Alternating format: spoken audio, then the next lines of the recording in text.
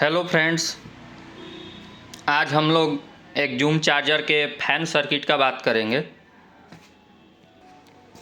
इस चार्जर का फ़ैन कैसे वर्क करता है और कैसे कैसे इसका सर्किट डायग्राम बना हुआ है उसको हमने नोट कर लिया है और एक कॉपी में भी डायग्राम बना लिया है, तो उसको हम आप लोग को बाद में दिखाएंगे।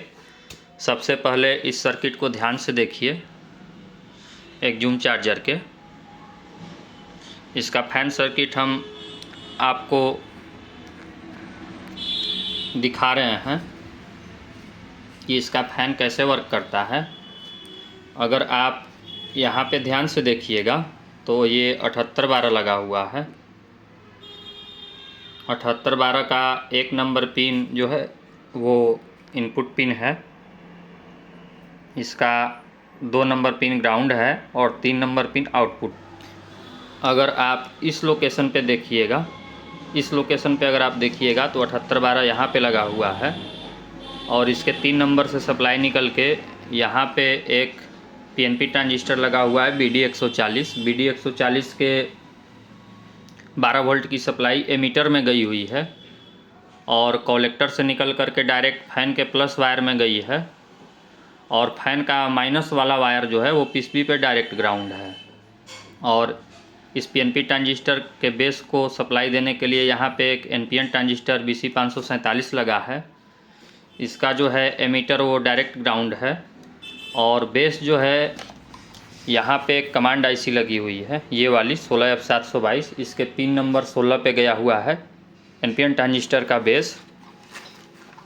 और कलेक्टर पे जब आप ध्यान दीजिएगा तो ये कलेक्टर है, इसका कलेक्टर से निकल करके सप्लाई जो है वो 1 किलो का रजिस्टर लग के पीएनपी ट्रांजिस्टर के बेस में गई है। तो चलिए हम इसको सर्किट डायग्राम को दिखाते हैं। अगर फैन ना चले तो आप क्या क्या चेक कर सकते हैं और क्या क्या चेंज कर सकते हैं, उसमें हम 4 कारणों को बताएंगे। तो चलिए हम इसका सर्किट डायग्राम आपको दिखाते हैं। वीडियो थोड़ी सी लंबी हो सकती है, आप वीडियो को पूरा देखिएगा और वीडियो को स्किप करिएगा तो आपको कुछ समझ में नहीं आएगा। चलिए हम इसके सर्किट डायग्राम पे चलते हैं। तो फ्रेंड्स, हमने मेहनत करके ये फैन का सर्किट डायग्राम बनाया हुआ है। इसका आप स्क्रीनशॉट भी ले सकते हैं, क्योंकि ऐसे आप भूल सकते हैं। आप वीडियो में ही स्क्रीनशॉट ले लीजिए और स्क्रीनशॉट लेने के बाद आप अपने डायरी में इसको नोट कर सकते हैं।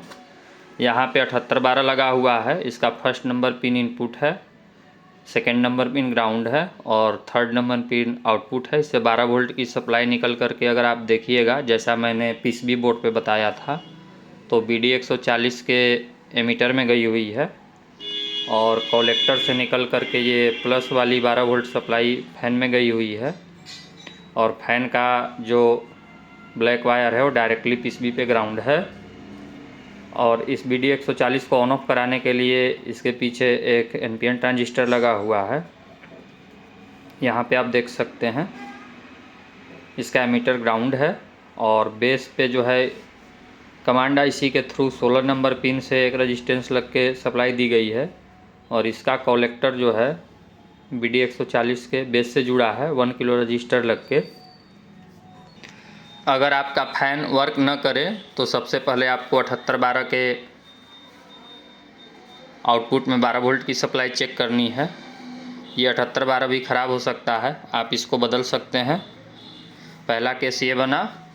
दूसरा केस में आप इसके BD140 के ट्रांजिस्टर को आप चेक कर सकते हैं। अगर ये BD140 ट्रांजिस्टर भी आपका ख़राब रहेगा तो आपका फ़ैन वर्क नहीं करेगा। BD140 को कंट्रोल करने के लिए एक एनपीएन ट्रांजिस्टर नीचे लगाया गया है।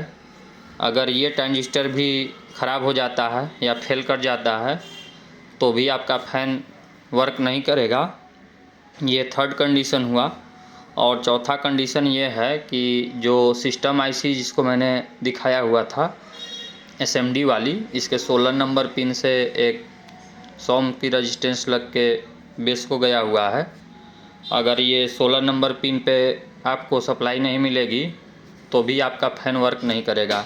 फर्स्ट वाले में आपको 7812 चेक करना है, सेकेंड वाले में BD 140 को चेक करना है, थर्ड वाले में BC 547 को चेक करना है, और फोर्थ केस में आपको ये कमांड IC चेक करनी है।